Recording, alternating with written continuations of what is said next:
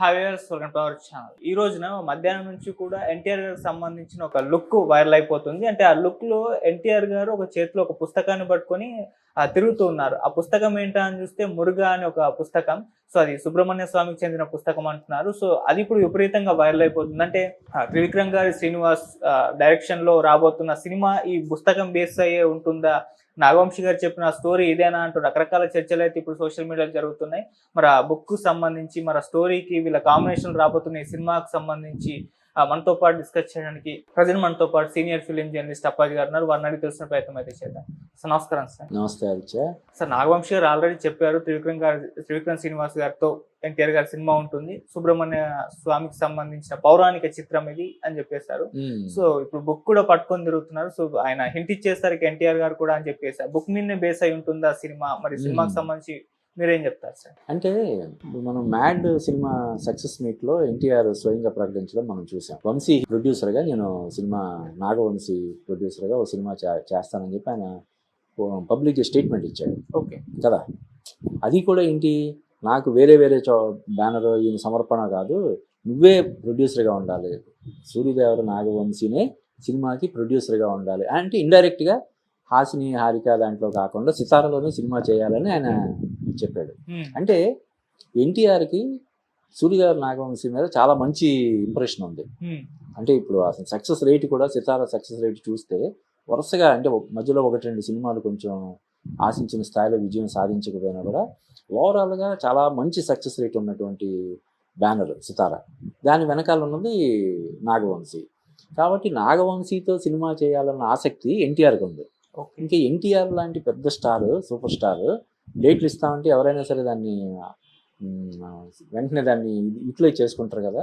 కాబట్టి ఆల్రెడీ త్రివిక్రమ్ కాంబినేషన్లో ఎన్టీఆర్ సినిమా చేసి ఉన్నాడు. కాబట్టి ఇప్పుడు ఈ బన్నీతో త్రివిక్రమ్ చేయాల్సిన సినిమా వేరే కారణాల వల్ల అది హోల్డ్లో పెట్టాల్సి వచ్చింది. కాబట్టి ఇప్పుడు ఈ ప్రాజెక్ట్ తెర మీదకి వచ్చిందని మనం భావించవచ్చు. అయితే ఈ లోపల ఇప్పుడు త్రివిక్రమ్ గారు వెంకటేష్ కాంబినేషన్లో సినిమా చేస్తున్నారని చెప్పి ఇంచుమించు అఫీషియల్గానే ఒక ఇది వచ్చింది. అంటే ఈ సినిమా తర్వాత, వెంకటేష్ సినిమా తర్వాత త్రివిక్రమ్ ఎన్టీఆర్ కాంబినేషన్లో సూర్యదేవర నాగవంశీ ప్రొడ్యూసర్గా కానీ ప్రజెంటర్గా కానీ ఒక సినిమా వస్తుందని చెప్పి మనం ఖచ్చితంగా ఎక్స్పెక్ట్ చేయొచ్చు.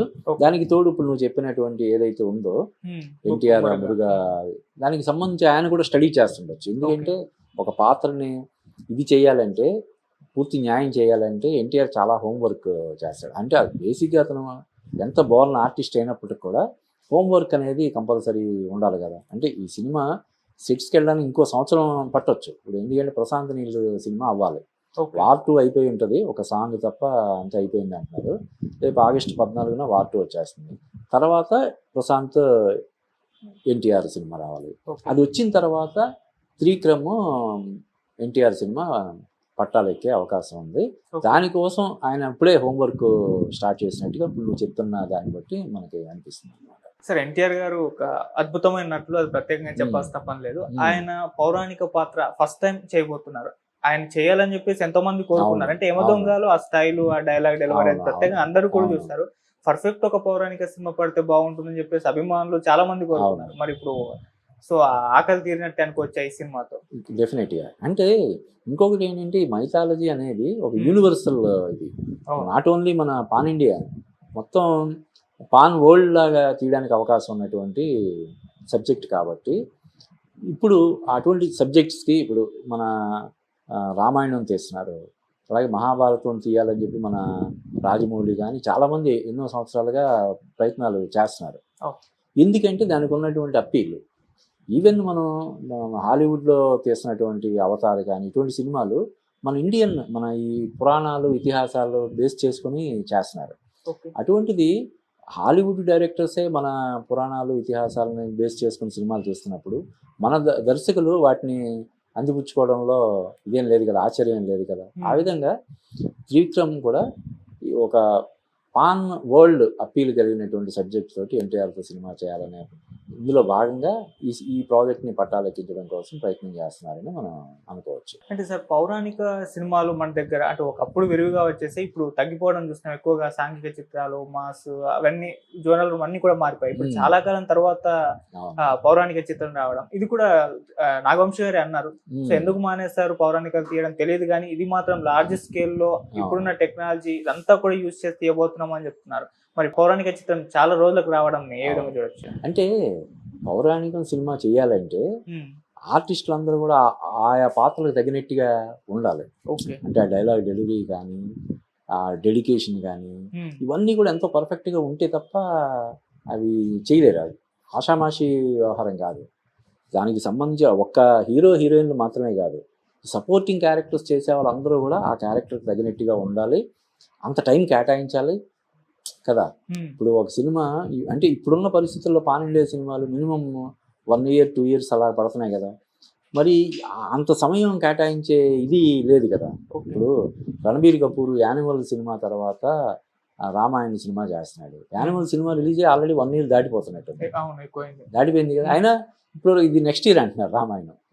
అంత టైం కేటాయించాల్సినటువంటి పరిస్థితి కాబట్టి ఆ డిక్షన్ పరంగా కానీ, ఆ ఆహార్యం కానీ, ఆ గెటప్స్ కానీ, ఇవన్నీ ఎంతో డెడికేషన్ తోటి చేయాలి. కాబట్టి వీళ్ళందరూ కూడా ఇప్పుడు మనం ఒక మాయాబజారు, ఒక ఇటువంటి సినిమాలు చూస్తే చూడు, అందులో ఎన్టీఆర్, ఏఎన్ఆర్, సావిత్రి, ఇలాగే ఎస్వి రంగారావు, వీళ్ళందరూ గొప్ప గొప్ప అందరూ నటీనటులు అందరూ కూడా ఉంటారు ఆ సినిమాలో. ఇప్పుడు ఉదాహరణ మాయాబజార్ని ఎవరైనా రీమేక్ చేయాలనుకుంటే ఎస్వి రంగారావు క్యారెక్టర్ ఎవరు చేస్తారు? సరే, ఎన్టీఆర్ క్యారెక్టర్ ఎన్టీఆర్తో చేయించవచ్చు, ఏఎన్ఆర్ క్యారెక్టర్ నాగ చైతన్య తోటి అది చేయించు. మిగతా క్యారెక్టర్లన్నీ ఒక సావిత్రి లేకపోతే ఇంకొకటి ఈ క్యారెక్టర్లన్నీ తీసుకురావాలంటే చాలా కష్టం కదా. అందువల్ల ఇది కొంచెం గ్యాప్ వచ్చింది, పౌరాణికాలకి బాగా గ్యాప్ వచ్చింది. మళ్ళీ ఇప్పుడు ఈ పాన్ ఇండియా ఎఫెక్ట్ కావచ్చు, పాన్ వరల్డ్ ఎఫెక్ట్ కావచ్చు, ఈ పౌరాణికాలను మళ్ళీ ప్రేక్షకులకి పరిచయం చేసే. ఇప్పుడు అంతకుముందు గుణశేఖర్ కూడా రుద్రమదేవి తర్వాత, మన శాకుంతలం తర్వాత హిరణ్యకశిప ప్రాజెక్ట్ ఒకటి చేయాలని చెప్పి అనుకున్నాడు రామాతోటి. అయితే శాకుంతలం సినిమా డిసప్పాయింట్ చేయడం వల్ల ఈ ప్రాజెక్ట్ని పక్కకు పెట్టారు. అయితే ఈ ప్రాజెక్ట్ అప్పుడు త్రివిక్రమ్కి అనౌన్స్ చేశారు. యాక్చువల్గా గుర్తుందా నీకు? గుణశేఖర్ ఆ విషయంలో హర్ట్ అయ్యి ఆయన కూడా ట్వీట్ చేశాడు, ఇది చాలా అన్యాయం అది ఇది అని చెప్పి. అలాగా ఈ పౌరాణికాలకు ఇప్పుడున్న డిమాండ్ దృష్ట్యా ఇప్పుడు త్రివిక్రమ్ కూడా వీటి మీద మనం దృష్టి పెట్టాడని చెప్పి మనం చెప్పొచ్చు. పైగా ఎన్టీఆర్ ఎంత అద్భుతమైన నటుడో మనకు తెలుసు. రాముడిగా కానీ, కృష్ణుడిగా కానీ, అర్జునుడిగా కానీ, ఇలాగ ఏ పాత్రలో అయినా అలవోకగా ఒదిగిపోగలిగే ఒక ఇది ఆయనకు ఉంది. కాబట్టి ఆయనతో ఖచ్చితంగా పౌరాణికాలు చేస్తే డెఫినెట్గా అవి పాన్ వరల్డ్ రీచ్ ఉంటుందని చెప్పి మనం చెప్పొచ్చు. చివరిగా సార్, ఇప్పుడు ఎన్టీఆర్ గారి లైన్అప్ చూసుకుంటే వార్ 2 అయిపోయినట్టు అనుకోవచ్చు. తర్వాత నీల్ గారితో ఆ ప్రాజెక్ట్ ఉంటుంది. ఆ తర్వాత దేవరా 2 ఉంటుందా, త్రివిక్రమ్ శ్రీనివాస్ గారితో ఉంటుందా, మళ్ళీ నెల్సన్ గారితో కూడా సినిమా ఉందని అదొక రూమర్ స్ప్రెడ్ అవుతుంది, కానీ అది ఇంకా అఫీషియల్ గా అనౌన్స్మెంట్ రాలేదు. అది తొందరలో తెలియాలి. మరి దేవరా 2 ఉంటుందా, త్రివిక్రమ్ గారితో ఉంటుందా, అది లైనప్ ఎలా ఉంటుంది? అవును, ఇప్పుడు దేవరా 2 సంబంధించి ఎన్టీఆర్ అంతకుముందు ఈ సినిమా జపాన్ లో రిలీజ్ చేసినప్పుడు కానీ, మొన్న కొరటాల శివ బర్త్డే విషెస్ లో కానీ, అంతకుముందు 1-2 పబ్లిక్ ఈవెంట్స్ లో కానీ ఆయన క్లారిఫై చేశాడు దేవరా 2 ఖచ్చితంగా ఉంటుందని చెప్పి. అయితే ఏది ముందు ఉంటుంది ఏది అన్నది మనం అప్పుడే చెప్పలేం. ఇప్పుడు ప్రశాంత్ నీల్ సినిమా తర్వాత ఆల్రెడీ దేవరా సినిమాకి సంబంధించి మొత్తం అంతా రెడీమేడ్ ఉంటాయి కదా, సెట్స్ కానీ, గెటప్ కానీ, మరొకటి కానీ అన్నీ ఉన్నాయి. కాబట్టి అది సెట్స్ మీదకి వెళ్తుందా, లేకపోతే త్రివిక్రమ్ సినిమా సెట్స్ మీదకి వెళ్తుందా అన్నది మనం చెప్పలేము. కానీ ఇప్పుడున్న పరిస్థితుల్లో, ఇప్పుడు ఉదాహరణకి బన్నీతో చేయాల్సిన సినిమా ఈ హోల్డ్లో పడింది. కాబట్టి ఈయన ఈ గ్యాప్లో ఇప్పుడు వెంకటేష్తో సినిమా చేసుకుంటున్నాడు ఆయన. మళ్ళీ ఈ ఎన్టీఆర్ సినిమా కూడా ముందు కొరటాల శివతో చేయాల్సి వచ్చి గ్యాప్ తీసుకోవాల్సి వస్తే అప్పుడు త్రివిక్రమ్ మళ్ళీ వేరే హీరోని వెతుక్కోవాల్సిన పరిస్థితి వస్తుంది. కాబట్టి నాకు తెలిసి త్రివిక్రమ్ ప్రాజెక్టే ముందు ఎక్కి తర్వాత కొరటాల శివ సినిమా ఉండే అవకాశం ఉంటుంది. లేట్ అయ్యే అవకాశం ఉంది. కాబట్టి దేవరా 2 ఈ లోపల కొరటాల శివ ఏదైనా సినిమా చేసుకుంటాడా, లేకపోతే ఆ ప్రాజెక్ట్ మీదే వర్క్ చేస్తాడా ఏంటన్నది మనం వేచి చూడాలి. Right sir, thank you so much. Thank you Aditya.